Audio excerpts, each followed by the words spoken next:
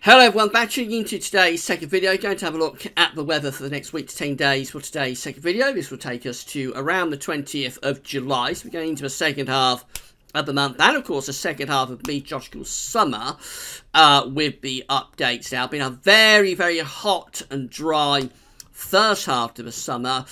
There's still signs of a change as we go into the next week to 10 days. I'm also not in total agreement about it, but I think overall we are edging towards probably turning a bit more unsettled and cooler next week. But as I say, it's not 100% agreement. The East Central UF has come up with quite a dry and a hot run again today, so there's still a bit of uncertainty about this, what's going to happen next week. I'll talk you through all of the very latest in a moment.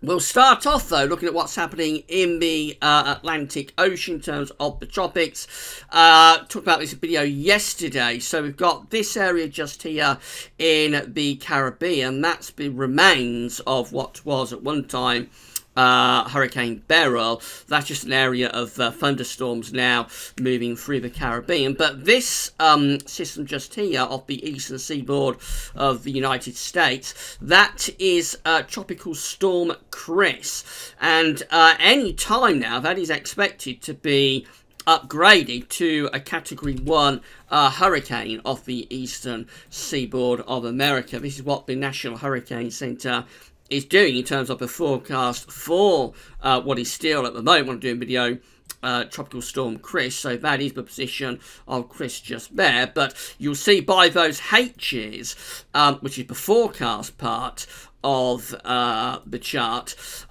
we are expecting Chris to go up to a Category 1 hurricane status anytime, sometime this morning.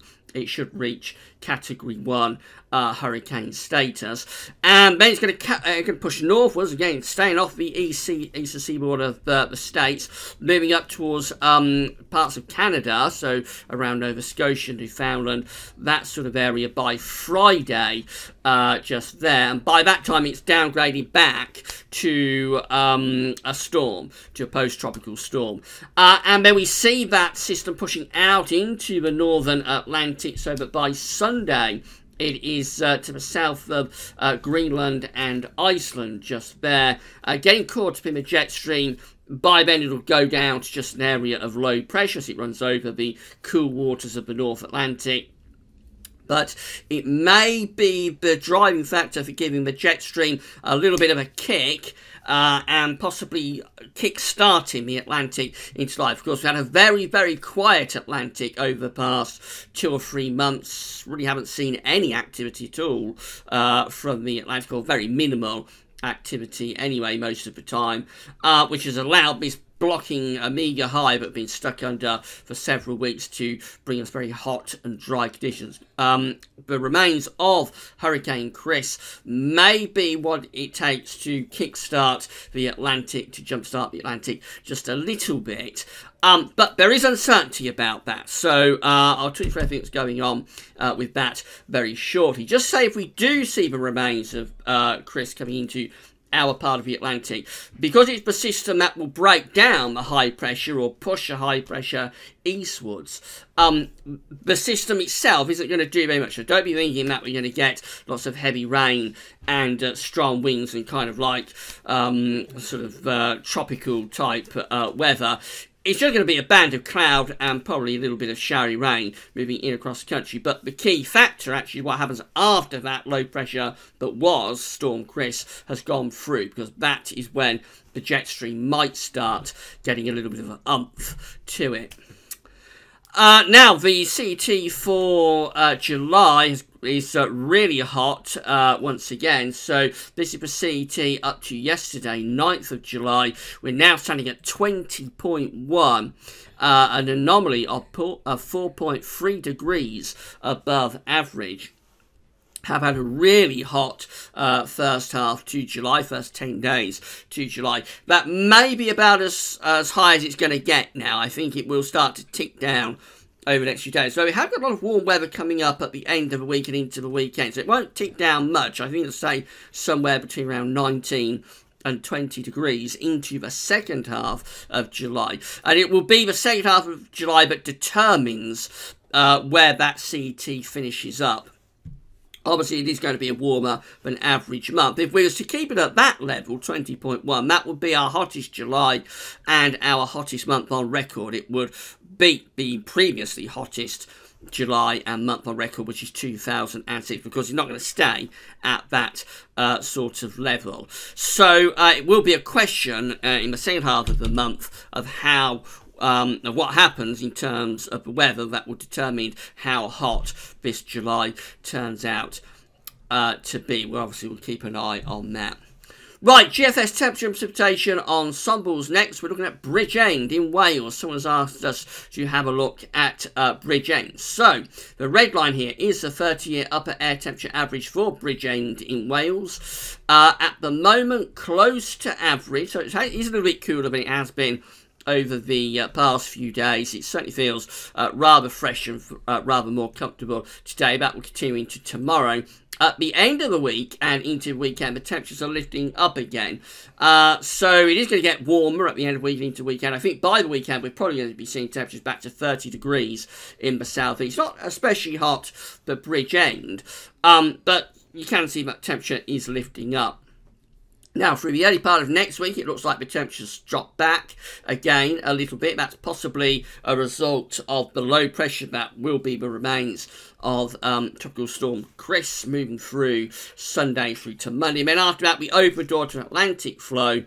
And then, to be honest, it just looks close to average, really, with the temperature ensembles for Bridgend from there. Perhaps more dramatically than the temperature is the rainfall, because it's a real change on what we've had through the first half of the summer. So, I mean, there could even be a few showery bursts coming up over the next 2 or 3 days for Bridgend in Wales. Remember, it's going to be one of the wettest places in the country. So, a little bit of rainfall coming up over the next few days. But really from the weekend and through to next week, you have got a lot of precipitation spikes suddenly turning up there. That looks very, very different to anything that we've seen within the GFS ensemble output over the past few weeks and the past 2 or 3 months. So that certainly looks much, much more unsettled for the second half of July. Do bear in mind that is for Bridgend in Wales, so it is one of the wettest places, as I say, but it's kind of like the idea that things could be turning a great deal more unsettled. Let's have a look at somewhere further east, like London, and see how their precipitation is looking over the next few weeks. And you see, even there is more precipitation spikes showing up now, most definitely, compared to what we've had recently. It takes us a little bit longer to get to that point, so it's not really until the weekend and into next week that it starts. But certainly that is a wetter ensemble from the GFS in the second half of July than we have seen from the GFS ensembles for quite a long time. And that's even down in the very far southeastern part of the country. Service temperatures for Bridgend are looking like this. So we're starting off around the mid-20s. Remember, these underestimate the temperatures a little bit. So it's going for low 20s. We can probably increase that to by the weekend, upper 20s Celsius for a day or two. But then next week, there's that drop in the temperature that's taking place, sort of going underneath 20 degrees. Remember, it's undercooking the temperature, so it probably will still be a little bit above 20 degrees Celsius. But nevertheless, we can see that there is a drop in temperature there from that point to that point. And nights are cooling down as well, so some quite warm nights coming up over the next few nights. But then next week, I think there is again signs of a slide in the temperature, in the minimum nighttime temperature. So temperatures edging down, and much more in way of rainfall is how the GFS ensembles are looking through the course of next week. Temperature anomalies, though, for the next week, this takes us from the 9th through the 17th of July, are coming out warmer than average. And precipitation anomalies are looking like that from the 9th to the 17th of July. So, generally still a little bit on the drier than average side, but these are starting to trend very gradually cooler and more unsettled as we're going along through the week, I think. So this is how the GFS is looking for Friday, and that's the area of low pressure that by that point will be downgraded to a post-tropical storm. That's a post-tropical storm, Chris, off the coast of Newfoundland. We find ourselves under this ridge of high pressure. It's very flabby, so it'll be warming up at the end of the week, turning quite humid again. Temperatures probably approaching 30 degrees, 86 Fahrenheit in the southeast by the end of the week. And with the flabby high, that could start to set off some heavy showers and thunderstorms. Into the weekend, and we set a bit of an all-south split, so we've got high pressure continuing to our south. That will keep England and Wales mostly dry, sunny, and either very warm or probably hot, actually. I think it will be a hot weekend, again, with temperatures around 30 degrees. That's below pressure there. This is Sunday, 15th of July. That's below pressure that contains the remains of Storm Chris, Hurricane Chris. So there'll be a cold front heading into the north and the western country. Behind that cold front, the air will be moving in from the northern part of the Atlantic, lowering the temperatures. Let's see what the GFS does. And actually it sort of eradicates the low pressure that is the remains of Chris, but we are still bringing a feature down across the country from Sunday to Monday. Probably not much rain on it, but it is enough to change the pattern. So that's Tuesday next week, where instead of being under a flabby ridge, we are actually under a shallow trough of low pressure. So early next week, we would see the temperature cooling down, and we would bring an increasing threat of heavy showers, possibly thunderstorms, through the early part of next week. By Wednesday next week, we've actually got an area of low pressure over the top of the country, which we haven't had for a very long time. Again, it's quite a shallow area of low pressure, but it would be enough to be producing showers along spells of rain. You'll notice that very gradually the winds have tilted round to be coming from a north to northwesterly direction. So obviously it would be a lot cooler compared to what we've been used to over the past few weeks. We get up to day 10, and that's how we look at day 10, which is Friday, the 20th of July. All looking rather slack, to be honest. We've got high pressure, kind of like across central parts of Europe. We've also got high pressure in the Atlantic, and then in between we've got this area of low pressure. That's bringing heavy rain or thunderstorms to the west of Biscay, and possibly threatening some heavy showers to the UK as well. Doesn't look like a washout of this scenario, but it does look rather more changeable compared to what we're used to through the first half of the summer. And then into the extended range, the GFS just keeps this unsettled weather going. In fact, it deteriorates the pattern further, to be honest. So we have low pressure very, very close to the country as we go into this final week of July. No sign that we go back to the meagre high, the blocking high, once it is weakened by the low pressure that contains the remains of Storm Chris from Sunday to Monday. Once it's weakened, there's no sign on this particular GFS run that it starts to come back before the end of the run, which is Thursday, 26th of July. So quite an unsettled GFS run this morning, but the ECM is very different. So this, again, on Friday, 13th, is the remains of Chris. That's his post-tropical storm Chris around Newfoundland. We're under this flabby ridge, so again, we would expect temperatures to be warming up at the end of the week again, and there'd be heavy showers or thunderstorms. That's how we go to Sunday. So, very similar scenario to the GFS, really. High pressure is to the south, keeping things hot and dry over the weekend for England and Wales. Looks a little bit more unsettled to the north. That, again, the remains of Chris just there. The difference with this GFS run is, instead of being absorbed into this main area of low pressure, which is around Iceland, we have the remains of Chris quite a bit further southwards. And so what happens with this is that remains of Chris head down in that sort of direction, heading towards sort of Spain, Portugal area, which actually leaves, or to west of Spain and Portugal, which actually leaves us under generally still high pressure type conditions. The GFS, what the GFS does is it absorbs, let's go back, it absorbs Chris which ECM placed just there, it absorbs Chris around here, around Iceland, and that of course allows that front then to push southwards across the UK. So the placement of this area of low pressure that contains the remains of Storm Chris is quite pivotal as to whether we weaken off this Omega high that's been with us for so very long.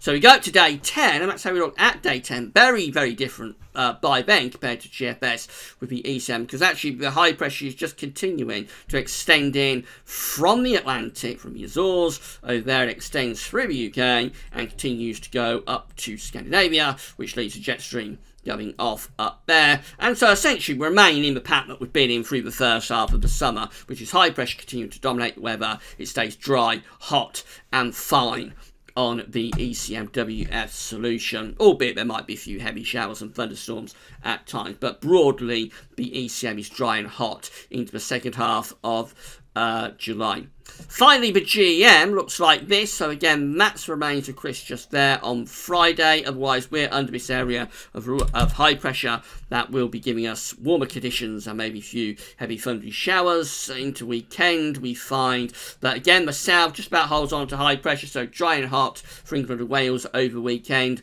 What's it done with Chris though? So again, that's remains of Chris on Friday. We go through to Saturday, and we see remains of Chris is around there, and then we go through to Sunday, and we find that Chris is around there. It's kind of like dying actually to this southern part of Greenland, but it is giving this main area of low pressure around Iceland a little bit of energy, but he's starting to put the ridge under some pressure, so that by the time we go through to Monday and Tuesday, this area of low pressure is actually breaking through. Now I think this little elongation of the ice bars just here is kind of like the remains of Chris, so taking in a similar position to the ECM down towards Spain and Portugal, but it has provided enough energy to the jet stream to the North Atlantic to allow this low pressure to the northwest of Scotland to break through and push down that cooler and more unsettled showery weather through the early part of next week. And so the GEM is actually trending with the GFS today in turning things cooler and more unsettled through the course of next week. By Thursday next week, we're actually bringing an area of low pressure in across England and Wales, which would bring our first batch of proper heavy rain across England and Wales that we've had for many, many weeks by Thursday, 19th of July. That's day 10. It all looks rather unsettled, rather changeable, to say the least. So the GFS and the GM are in agreement that we're going to break down this blocking high early next week and turn things more unsettled and also a lot cooler. But until all the models are in agreement, we can't say that's necessarily how it's going to work out. The ECMWF is a much drier and a much hotter run today compared to the other two. I think the ECM looks a bit isolated, but GFS and its ensembles along with the GEM is a fairly strong signal that we are going to break down this ridge and have a more unsettled week next week. The ECM looks isolated, but it doesn't mean it's wrong, and there may still be a further twist to this over the next day or two, and we'll keep you updated, of course. If you've enjoyed today's video, then please consider becoming a patron for Gaz Orbits. So you can do that by going to the Gaz Orbits Patreon page. You can pledge an ongoing monthly donation to us. It could be anything as little as $1 a month. We'll leave the link to our Patreon page in the description box at YouTube. Alternatively, you can give us a one-off payment via PayPal. Give us a one-off donation. This is GazOrbits.me PayPal page.